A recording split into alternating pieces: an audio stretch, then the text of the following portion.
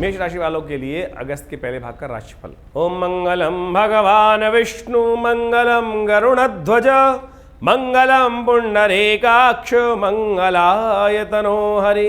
गुरुर्ब्रह्मा गुरुर्विष्णु गुरुर्देवो महेश्वरा गुरु साक्षात परब्रह्म तस्मै श्री गुरुवे नमः। नमस्कार, स्वागत है आपका आचार्यवाणी में। मैं आचार्य डॉक्टर विक्रमादित्य आपके साथ हूँ। ग्रह नक्षत्रों के हिसाब से जो अगस्त का पहला भाग है उसमें मेष राशि वालों के लिए कैसा रहेगा, ग्रहों का योगायोग, वो आपको समझ लेना चाहिए।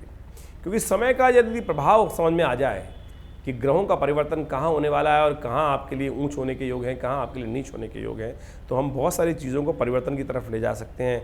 क्योंकि समय जो है वो आपके कर्म के अधीन है।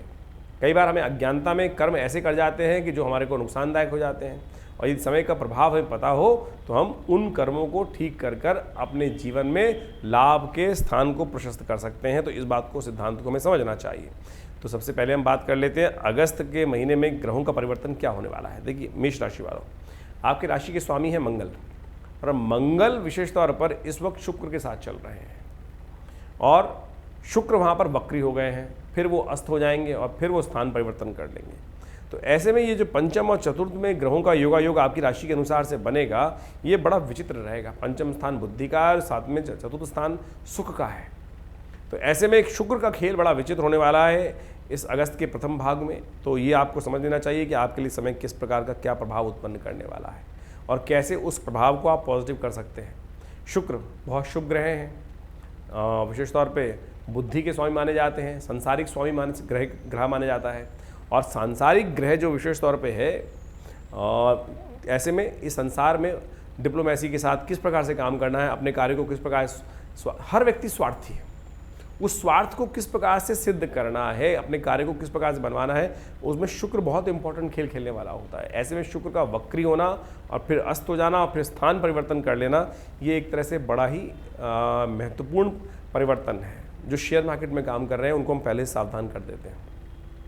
जो लोग कपास का काम कर रहे हैं, रुई का काम कर रहे हैं, कपड़ों का काम कर रहे हैं, जो लोग चांदी का काम कर रहे हैं, जो लोग सोने का काम कर रहे हैं, जो लोग मकान जमीन जायदाद संबंधित काम कर रहे हैं, जो शेयर मार्केट में काम कर रहे हैं, जो लोग बारदाने का काम कर रहे हैं, विशेष तौर पे अन्न इत्यादि के काम कर रहे हैं, उन सब में कहीं ना कहीं उठापटक होने के योग दिखाई दे रहे हैं। शेयर मार्केट में कहीं ना कहीं फ्लक्चुएशन आने के योग दिखाई देते हैं। तो क्या प्रभाव आपके ऊपर पड़ेगा इन ग्रहों का इस समय में, वो भी आपको समझ लेना चाहिए। सबसे पहले 1 अगस्त की बात कर लेते हैं। तो 1 अगस्त के दिन ग्रहों का पंचांग, जो पंचांग के अनुसार से ग्रह जो स्थिति है वो क्या है। पूर्णिमा की तिथि है, सावन में अधिक मास की पूर्णिमा है, मंगलवार का अवसर है, और जो है सत्यव्रत उस दिन किया जाएगा। सत्यव्रत रहेगा, साथ साथ भद्रा भी है उस दिन। तो नए कार्य आरंभ करने से पहले सोचना चाहिए। देखिए, हर रोज़ हम कुछ नए नए कार्य करते रहते हैं। ऑफिस में काम करते हैं तो कोई बॉस हमें नया प्रोजेक्ट दे देता है, कुछ हम नए प्रोजेक्ट की इनिशिएट करने की सोचते हैं। दुकान चला रहे हैं तो बहुत सारे नए कार्य करने की सोच लेते हैं, ये सामान नया आ रहा है। तो ऐसे में आपने कई बार देखा होगा, कोई सामान आया, खट से आपको बहुत अच्छी प्रोग्रेस दे गया। कोई सामान आया, नया सामान पहली बार आपने लिया और वो वैसा का वैसा पटका रह गया, वो बिकी नहीं हो रहा है। तो समझ लें क्या है, ये छोटे छोटे योग होते हैं ज्योतिष के दृष्टिकोण से। उसी एक योग को हम कई बार अपने कार्यक्रमों में डिस्कस करते हैं शायद, और कोई व्यक्ति आपको बताता नहीं होगा। मैं सही समझाने का प्रयास कर रहा हूँ। भद्रा का योग है जो उस दिन विद्यमान रहेगा 1:57 तक। ये भद्रा का दोष जो है कि क्या होता है कि कोई नया कार्य आरंभ किया, नया विचार किया, नए कोई बड़ा कर्म किया, और वो इस भद्रा में यदि फंस गया तो कहा जाता है उसमें कभी हमेशा विघ्न ही आएगा। तो इस बात का ध्यान रखना चाहिए कि 1 अगस्त को सुबह सूर्योदय से लेकर 1:57 तक भद्रा विद्यमान रहेगी। तो ऐसे में नए विचार, नए कार्य, नए कुछ भी विचार, नए कार्य को करना, नए ऑपरेशन को अपने हाथ में लेना, ये समय कहीं ना कहीं विघ्न वाला रहेगा। तो इससे बचते हुए कार्य करने का प्रयास करना चाहिए। 1:57 के बाद भद्रा समाप्त हो जाएगी, फिर करिए, कोई दिक्कत नहीं है, आगे बढ़ने के अवसर आपको प्राप्त होंगे।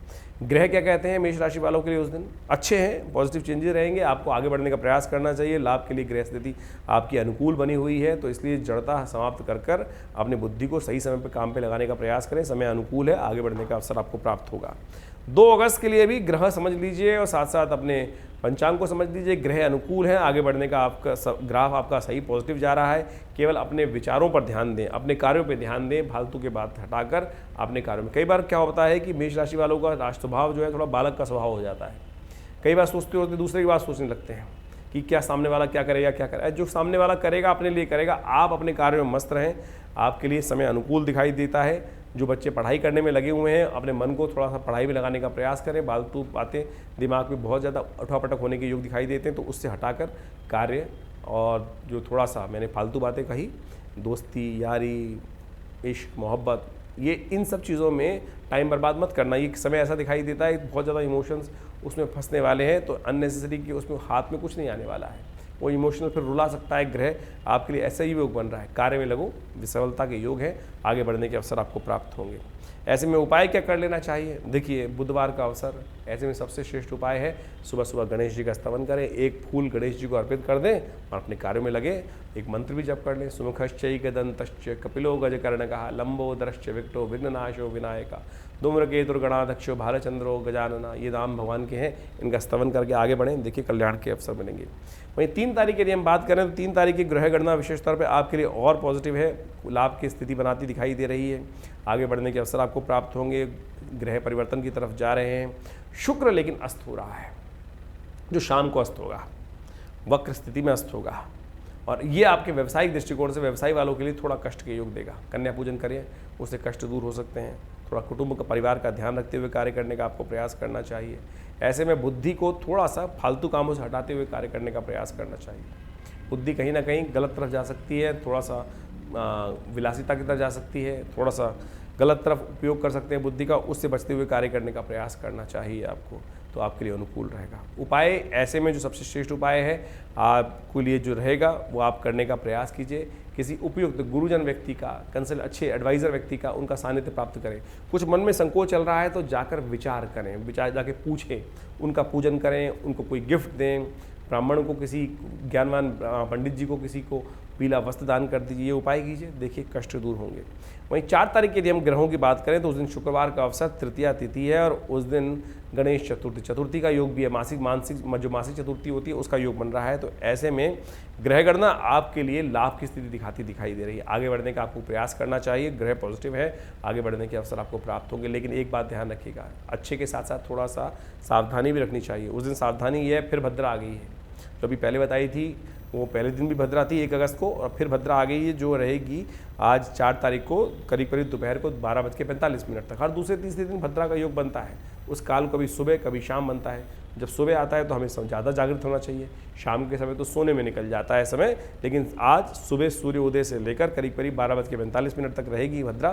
तो ऐसे में ध्यान रखना चाहिए, नए कार्य नहीं करने चाहिए। वैसे भी रिक्ता तिथि है, चतुर्थी तिथि जो होती है, तृतीया के बाद चतुर्थी आ जाएगी, रिक्ता तिथि हो जाएगी, मुहूर्त शुभ नहीं है, तो ऐसे में ध्यान रखते हुए कार्य करना चाहिए। वहीं हम बात कर लें 5 तारीख की, तो उस दिन सुबह सूर्योदय के समय पर शनिवार के अवसर पर चतुर्थी तिथि रहेगी, उसके बाद पंचमी का आगमन हो जाएगा। तो ग्रहों का परिवर्तन थोड़ा सा आपके लिए भारी दिखाई देता है, नुकसान, जुर्माने, थोड़े खर्चे बढ़ाने के योग दिखाई देते हैं। तो इसमें जो भी कार्य करें थोड़ा सावधानी के साथ करें, अननेसेसरी कार्य बिल्कुल ना करें, अन्यथा नुकसान हो सकता है। उससे बचते हुए आपको कार्य करने का प्रयास करना चाहिए। ऐसे में उपाय जो आपको नोट कर लेना चाहिए, भगवान शिव का थोड़ा दूध में थोड़ा तिल डालकर ओम नमः शिवाय का जप करते हुए, ध्यान करते हुए भगवान का स्तवन करें, ओम नमः शिवाय का पाठ करते हुए रुद्राभिषेक कर लीजिए। इस समय आपकी राशि के अनुसार से आपको भगवान का सानिध्य लेना चाहिए। ईश्वरी कृपा से सब कष्ट दूर होने के योग बनेंगे। 6 तारीख की यदि हम बात करें तो उस दिन रविवार का अवसर है और साथ साथ पंचमी तिथि विद्यमान है, लेकिन पंचमी थोड़ी देर के लिए रहेगी, उसके बाद षष्ठी को आगमन हो जाएगा। षष्ठी का आगमन होते ही आपके लिए एक बात समझें, इस दिन षष्ठी क्षय हो रही है। अगले दिन सप्तमी का तिथि जब सूर्योदय होगा तो उस दिन सप्तमी, उससे पहले षष्ठी समाप्त हो जाएगी। थोड़ी अल्प काल के लिए षष्ठी आ रही है, वृद्धा नहीं है। तो ऐसे में ध्यान रखें कि षष्ठी जो क्षय तिथि होती है उस दिन कोई नया कार्य नहीं करना चाहिए, अन्यथा कष्ट हो। साथ साथ रेवती नक्षत्र विद्यमान है, रेवती और अश्विनी नक्षत्र 2 रहेंगे, यानी रविवार और सोमवार को नक्षत्र रहेंगे, दोनों दिन मूल नक्षत्र हो जाएंगे जो गंड मूल नक्षत्र है। ऐसे में ध्यान रखना चाहिए कि जो जातक नए जन्म ले रहे हैं उनकी मूल शांति अवश्य माता पिता को करानी चाहिए, अन्यथा जातक भारी रहता है। ऐसे में ग्रह गणना आपके लिए थोड़ी भारी चल रही है। यदि हम बात कर रहे हैं 6 तारीख की, तो इसमें थोड़ा सा आपको ध्यान रखते हुए कार्य करना चाहिए। बेकार के फालतू कामों से अपने आप को बचाना चाहिए। जो थोड़ा रिजर्व हो गए शांति से, आप बहुत ज़्यादा आगे उड़ते हुए कार्य करने की ज़रूरत नहीं है। कुछ नहीं होने वाला, नुकसान ही हाथ में आने वाला है। तो ऐसे में ध्यान रखते हुए, सब दिन एक समान नहीं होते, कई बार दिन भारी होता है, कई बार दिन अच्छा होता है। तो ये इमोशनल पॉइंट ऑफ व्यू से, कार्य के हिसाब से ये दिन थोड़ा वीक दिखाई देता है। तो थोड़ा सा लो प्रोफाइल में रहते हुए काम करना आपके लिए अच्छा रहेगा। ध्यान रखते हुए कार्य करें। उपाय के तौर पर गायत्री का जप करें। थोड़ा सा भगवान को अभी रविवार का अवसर है तो भगवान का थोड़ा सा सूर्य का भगवान का ध्यान करते हुए स्नान करके जल्दी से उनको थोड़ा सा दूध में थोड़ा सा जल डालकर भगवान को अर्घ दीजिए, थोड़ा तेल डालकर, देखिए कष्ट कम हो पाएंगे। यदि 7 तारीख की बात करें तो 7 तारीख को सोमवार का अवसर है, सप्तमी तिथि विद्यमान है। उस दिन दो ग्रह परिवर्तन की तरफ जा रहे हैं। चंद्रमा भी परिवर्तन की तरफ जाएगा जो सूर्योदय से पहले हो जाएगा, और सूर्योदय के बाद 11:01 पर शुक्र भी परिवर्तन की तरफ जाएंगे। आपके लग्न में, आपकी राशि के अनुसार से चतुर्थ भाव में, सुख भाव में आ जाएंगे सूर्य के साथ। और ये शुक्र का परिवर्तन जो है वक्र स्थिति में अस्त रहते हुए चतुर्थ भाव में सुख में पदार्पण करने के योग बना रहे हैं, तो बहुत ज़्यादा हेल्पफुल नहीं रहेगा ये शुक्र का परिवर्तन। थोड़ा सा कष्ट दिखाई देता है, कहीं ना कहीं से इमोशनल पॉइंट ऑफ व्यू से कहीं ना कहीं वीक हो सकते हैं आप। इस बात का ध्यान रखते हुए कार्य करना चाहिए। चंद्रमा का परिवर्तन बहुत अच्छा है आपके लिए, नए विचारों का उदय करेगा। यानी एक परिवर्तन अच्छा है, एक परिवर्तन थोड़ा वीक है, तो ऐसे में कोशिश ये करें जो इमोशनल पॉइंट ऑफ व्यू से अपने आप को स्ट्रॉन्ग करने का प्रयास करें, मोटिवेट थोड़ा अपने आप को करने का प्रयास करें, और मोटिवेट करने के लिए परमात्मा का सानिध्य प्राप्त करने का प्रयास कीजिए। सोमवार का अवसर है, चंद्रमा जो आपको लाभ दे रहा है वो, और शुक्र जो आपको विलासिता की तरफ ले जा रहा है, थोड़ा कष्ट दे रहा है, इमोशनल वीक कर रहा है, उसको ठीक करने का कार्य आप कर सकते हैं। इच्छू रस से, गन्ने के रस से भगवान का अभिषेक कीजिए, भगवान शंकर का अभिषेक करें इच्छू रस से। मंत्र ओम त्र्यंबकम यजामहे सुगंधिम पुष्टिवर्धनम उर्वारुकमिव बंधनान् मृत्योर्मुक्षीमामृता। हमने बहुत विशाल रूप से इस सावन के सोमवार पर जो मलमास में आ रहा है, इसमें रुद्राभिषेक का सुंदर कार्यक्रम रखा है। आप भी इसमें सम्मिलित हो सकते हैं। आपको साधारण निमंत्रण है। नंबर्स जो फ़ोन पे नंबर चल रहे हैं व्हाट्सअप के, उन पर आप कॉल कीजिए और अपना स्थान आरक्षित कीजिए। चाहें तो इस रुद्राभिषेक में स्वयं भाग लेकर बहुत सुंदर कार्य कर सकते हैं। यदि 8 तारीख की बात करें तो उस दिन ग्रहों की गणना दिखाती है कि उस दिन मंगलवार का अवसर, अष्टमी तिथि, और विशेष तौर पर कालाष्टमी है उस दिन, सावन के महीना, और विशेष तौर पर अधिक मास और कृष्ण पक्ष की अष्टमी। शिव का स्तवन करने का बहुत सुंदर दिवस, और शिव के अवतार मंगलवार का दिन है, तो हनुमान जी दोनों की पूजा आराधना करने का आपको प्रयास करना चाहिए। देखिए सुंदर तरीके से आप इसका लाभ लेते हुए कार्य करने का प्रयास करेंगे तो बहुत सुंदर तरीके से आपको लाभ प्राप्त होगा। ग्रह गणना आपके लिए अनुकूल बनी हुई है। इमोशनल पॉइंट ऑफ व्यू से यदि आप अपने आप को स्ट्रॉन्ग रखते हुए कार्य करेंगे तो बहुत बढ़िया तरीके से आगे बढ़ने के अवसर आपको प्राप्त होंगे। धनागमन के पूर्ण चांसेस हैं आपके लिए। आपको केवल सूर्य का उपाय करना चाहिए, भगवान सूर्य को निमित्त अर्घ देना चाहिए, तांबे के बर्तन का दान करना चाहिए। आपके लिए शुभ योग बनने के योग दिखाई देते हैं। 9 तारीख की ग्रह गणना समझें तो उस दिन बुधवार का अवसर, नवमी तिथि विद्यमान है, और ग्रहों का परिवर्तन आपके लिए बहुत सुंदर है। आने वाले समय में लाभ की स्थिति बनती दिखाई दे रही है। सर्वार्थ सिद्ध योग विद्यमान है। आगे बढ़ने का अवसर आपको प्राप्त करना चाहिए। अपनी माता जी का आशीर्वाद लें, उनको प्रसन्न करें, उनके निमित्त उनको गिफ्ट दें। जितना आशीर्वाद आपको अपनी माँ का मिलेगा और उतने ज़्यादा आपको आगे बढ़ने के अवसर मिलेंगे। यदि माता आपके साथ हैं तो बहुत सुंदर है, उनका आशीर्वाद लीजिए। यदि माँ जी नहीं है तो कोशिश करें उनके निमित्त तर्पण इत्यादि करें। देखिए आपको तो संपूर्ण प्रकार से आशीर्वाद लेने के लिए माँ का आशीर्वाद लेना चाहिए। देखिए कल्याणकारी योग बनेंगे। वहीं 10 तारीख की ग्रह गणना हम समझें तो उस दिन बृहस्पतिवार दिखाई देता है, और साथ साथ उस दिन दशमी तिथि विद्यमान है और बृहस्पतिवार है। ग्रहों की गणना आज भी आपके लिए अनुकूल बनी रहेगी। आप मोटिवेट होते हुए कार्य करने का प्रयास कीजिए। धनागमन के सुंदर योग बनते दिखाई दे रहे हैं। तो इस प्रकार से ग्रहों की गणना हर रोज़ परिवर्तन की तरफ जाती है, हर क्षण परिवर्तन की तरफ जाती है, और ज्योतिष विज्ञान यही आपको समझाने का प्रयास करता है कि कौन सा समय आपके लिए किस प्रकार का ग्रह योगों का प्रभाव उत्पन्न कर रहा है। तो आपकी राशि के अनुसार से हमने आपको बताया मेष राशि वालों, तो ऐसे में समय का सदुपयोग करते हुए आपको कार्य करने का प्रयास करना चाहिए। आपके लिए ग्रह बड़े अनुकूल बने हुए हैं, लेकिन ध्यान रखिएगा इस वक्त राहु और बृहस्पति की युति चल रही है जो अक्टूबर तक चलने वाली है आपके लिए। ये राहु बृहस्पति के पूर्ण प्रभाव को आपके लिए लाभ देने के योग बनाने नहीं दे रहा है। बृहस्पति पूरी तरह से प्रशस्त है, लेकिन शनि से दृष्ट है, तो आपको कुछ खास उपाय करते रहने चाहिए, अन्यथा आपके लिए कष्ट होने के योग बनते रहेंगे। ऐसे में राहु के निमित्त उपाय कीजिए। आप तांबे के बर्तन किसी मंदिर में जाके दान करके आइए, क्योंकि अक्टूबर तक विशेष तौर पर ये राहु जो है बृहस्पति को छोड़ने वाला नहीं है, और इसी कारण से आप पूरी तरह से देख रहे होंगे कि जितने लाभ मिल रहे हैं मिलने चाहिए उतने आपके जो एफर्ट्स हैं उतने लाभ आपको दे नहीं रहे हैं। तो राहु का उपचार कीजिए। ओम भ्रांग भ्रींग भ्रौंग से राहवे नमः, इस मंत्र का जप कीजिए। देखिए आपकी जन्मपत्री में कहाँ कौन सा ग्रह कष्ट दे रहा है।